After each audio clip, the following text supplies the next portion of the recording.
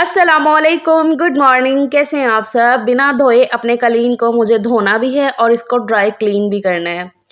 महंगाई के इस दौर में ना हम खान पीन बाकी सारी चीज़ें पूरी कर ले वही बड़ी बात है। अब उस पे ये कालीन कारपेट बाहर से धुलवाना बहुत पैसे लगते हैं भाई, बहुत ज़्यादा पैसे। और अब अगर घर में ही कालीन कारपेट धोने की बात की जाए तो बड़ा ही मुश्किल काम है और एक अकेली लेडी के लिए तो ये फिर ज़्यादा मुश्किल हो जाता है। और फिर उसे अपने हस्बैंड का वेट करना पड़ता है, पूरा दिन लगता है कालीन कारपेट धुलने में एक तरह से। फिर से छत पे फैलाओ, 2 से 3 दिन लगेंगे सूखने में, फिर लाकर अपनी जगह पे बिछाओ, तो बड़ा मेहनत का काम है। तो इसलिए आप लोगों ने आज की मेरी पूरी वीडियो देखनी है कि बिना धोए, बिना इसे अपनी जगह से उठाए आप अपने कालीन कारपेट को कैसे इजी तरीके से साफ कर सकते हो बहुत ही कम पैसों में। खर्चा इसमें सिर्फ 20 से 30 रुपए होगा, कालीन एकदम साफ हो जाएगा और टाइम भी सिर्फ 20 से 25 मिनट का ही लगेगा। और आपके जितने मर्जी जिद्दी से जिद्दी दाग हो कालीन कारपेट पे वो एकदम अच्छे से साफ हो जाएंगे। करना आपने क्या है कि जी एक बड़ा सा तसला लेना है, उसमें ले लेना है पानी। कोई ठंडा या गर्म पानी नहीं है या नीम गर्म पानी नहीं है, ऐसे बस नॉर्मल पानी है टूटी का। इसको मैंने डाल दिया ये तसले के अंदर, इतना सा पानी। फिर ये लेमन वैक्स की बोतल के अंदर मैंने काला तेल भर के रखा हुआ है, जिसको मैं बर्तन धोने के लिए यूज़ करती हूँ। बहुत ही इफेक्टिव रहता है वो दाग धब्बों को साफ करने के लिए। तो उसको मैंने पानी के अंदर हल करके तो फिर इसमें डाल दिया कोई 2 चम्मच जितना काला तेल, अक्सर घरों में यूज़ होता होगा। फिर जो भी सरफ आप घर में यूज़ करते हो तो बस 1 चम्मच भर के वो डाल दो। काला तेल आपको 20 से 30 रुपए में कहीं से भी करियाना स्टोर से मिल जाएगा। सरफ आपके घर में ही अवेलेबल रहता है और साथ में ये सिरका हर किचन, हर फ्रिज में अवेलेबल रहता है। आजकल के खानों में यूज़ होता है। तो बस इसमें 2 से 3 चम्मच अभी मैंने सिरके के डाल दिए हैं। बस इतनी ही चीज़ें इस पानी में डालनी है। सिरके से ये होता है कि जितनी भी चीज़ों की स्मेल, जैसे कि सरफ और तेल की जो स्मेल होगी ना, वो नहीं आएगी और कालीन कारपेट एकदम अच्छे से साफ-सुथरा हो जाएगा, चमकदार बनेगा। फिर इस तरीके का ब्रश चाहिए जो कपड़े धोने में यूज़ होता है, कपड़ों की मैल निकालने में, स्पेशली कॉलर वगैरह की। तो ये कपड़े धोने का ब्रश लिया और साथ में ये पुरानी वाली मैंने शर्ट ले ली है मेरे छोटे वाले बेटे की। तो ये शर्ट जो है ना बुनियानी कपड़े में है, इसी तरह की शर्ट जो है ना चाहिए रहती है इस काम के लिए। तो ये पुरानी शर्ट है उसकी और बुनियानी कपड़े में है। गर्मियों का जो स्टफ़ होता है ना बच्चों के कपड़ों का, वो ज़्यादातर यही होता है बुनियानी कपड़े में।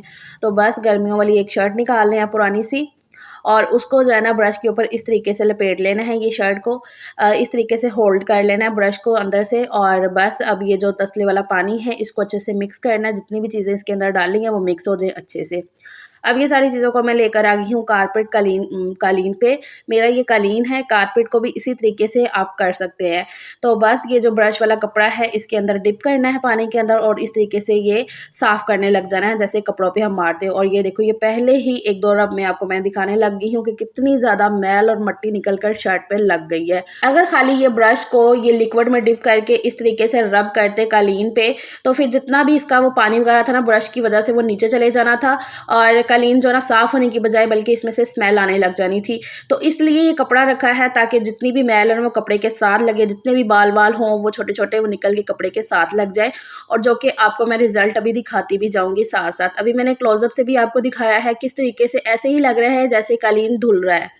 लेकिन ये बिल्कुल ऐसे ड्राई क्लीन वाला हो रहा है कि यहीं पे पड़े-पड़े इसको मैं धोऊँगी भी, इसके जितने भी दाग वगैरह होंगे वो भी सारे अच्छे से साफ़ हो जाएँगे, बहुत ज़्यादा मेहनत नहीं करनी पड़ेगी उन पे। तो जब एक तरफ से शर्ट का कपड़ा बहुत ज़्यादा गंदा हो रहा है, उसके बहुत ज़्यादा मिट्टी लग चुकी है, तो फिर मैंने दूसरी साइड कर लेनी है। इसी तरीके से करते-कराते सारी तरफ से शर्ट को जो ना मैं इसके ऊपर लपेट लूँगी ब्रश के ऊपर और ये लिक्विड में डिप कर के तो सारे कालीन पे इसी तरीके से पहले रब करूँगी। और इतनी अच्छी मैल निकल के आ रही थी ना कि मैं क्या ही बताऊँ। कैमरे में मैं फिर भी उतना ज़्यादा सारी चीज़ें नहीं दिखा सकती जो रियल में होती हैं। तो इंशाल्लाह जब आप भी इस तरीके को यूज़ करोगे अपने घर में, अपने कारपेट पे, कालीन पे, तो इंशाल्लाह आपको रिज़ल्ट जो मिलेंगे ना तो आप खुद आके बोलोगे कि बिल्कुल आप सही कह रही हैं। तो यहाँ पर जी इसी तरीके से करते-कराते मैंने अभी आधे से ज़्यादा कालीन को कर लिया है। अब ये कपड़े की जो हालत हो चुकी है, सारी तरफ से मैंने ब्रश को रख-रख के किया है, तो ये कपड़े की हालत मैं आपको ज़रा क्लोज़अप से दिखाती हूँ कि क्या हो गई है। इसीलिए कपड़ा मैंने ब्रश के ऊपर यूज़ किया है ताकि जितनी भी मैल, मिट्टी और बाल छोटे-छोटे होते हैं या और भी तिनके वगैरह हो ना, वो सारे ही शर्ट पे लग के आ जाएँगे। तो ये देखो इस तरीके से फिर से मैं करना शुरू हो गई हूँ। अभी एक साइड रहती थी शर्ट की, तो फिर मैंने उसको भी लपेटा ये ब्रश के ऊपर और फिर इसी तरीके से दोबारा से ये करना है। बहुत ही आसान तरीका है। जब ये शर्ट बहुत ही गंदी हो गई, मुझे लग गया कि नहीं अब ये और ज़्यादा काम नहीं करेगी, तो फिर यहाँ पर मैंने शर्ट को चेंज कर लिया है, दूसरी शर्ट ले ली है इसी कपड़े में। बुनियानी कपड़े में बच्चों की ज़्यादातर शर्ट्स रहती हैं पुरानी वाली, बस जो हो गई है ना तो उसको निकाल के इस तरीके से यूज़ कर लो। मैं तो जितनी भी बच्चों की पुरानी शर्ट्स होती हैं ना उनसे डस्टिंग भी करती हूँ, बहुत ही अच्छी सी डस्टिंग भी हो जाती है इसी शर्ट्स के साथ। यही हमारा दस्तरखान लगता है सुबह दोपहर शाम का, बच्चे यहीं पे बैठते हैं, खेलते हैं, कूदते हैं। तो यहाँ पर बहुत से दाग धब्बे हैं तो जो कि आराम से निकलते जा रहे हैं, जितने भी तिनके या बाल वगैरह ना वो भी लग के ऊपर आ जाते हैं और हाथ के साथ मैं इनको हटाती जाती हूँ। अब ये व्हाइट कलर की शर्ट थी ना तो इसको मैं पास से दिखाती हूँ कि इस पे आपको रिजल्ट जो है ना अच्छे से नजर आएंगे कि ये देखिए कितनी ज़्यादा गंद, मैल और मिट्टी जो है इसके साथ लग चुकी है। तो बस ऐसे ब्रश और शर्ट का यूज़ करके मैंने पहले पूरा क्लीन धो लिया है। अब मैंने एक और इसी तरीके की ये साफ़ शर्ट ली है, ये बिल्कुल सूखी हुई शर्ट है, बुनियानी कपड़े में ही है। तो जैसे साफ़ी हम लगाते हैं फ़र्श पे, इसी तरीके से मैं जो है ना पूरे कालीन पे ये शर्ट को लगा लूँगी। ऊपर मैंने पंखा भी ऑन कर लिया है, तो साथ-साथ ये जो कालीन है ना ड्राई क्लीन भी होता जाएगा। तो मैंने पूरा कालीन ऐसे ही साफ़ कर लिया है। तो कालीन को पूरा इसी तरीके से साफ़ करने के बाद यहाँ पर पानी के हालात आप चेक कर लो कि कितना ज़्यादा मैला और इसमें रेत भी थी नीचे। जब मैंने इस पानी को गिराया था तब भी जो है ना मैंने शॉट लिया था, लेकिन वो मेरे से मिस हो गया कि कितनी ज़्यादा रेत और मिट्टी जो है ना नीचे बैठ गई थी। और अब ये कालीन बिल्कुल साफ़-सुथरा और ड्राई क्लीन भी हो चुका है। सिर्फ़ आधा घंटा ही मैंने ऊपर पंखा चला के रखा है, तो कालीन की शक्ल आप अभी देख सकते हो। शायद वीडियो में आपको उतना अच्छे से समझ में ना आएगा, लेकिन रियल में ये कालीन बहुत ही अच्छा साफ़ हो गया था। बिल्कुल दाग धब्बे इसके ऊपर से निकल चुके थे और एकदम उजला हुआ और ऐसे लग रहा था जैसे मैंने दोबारा से अब नया लिया है कालीन और उसको बिछाया है, जैसे मैंने 4 महीने पहले लेकर बिछाया था।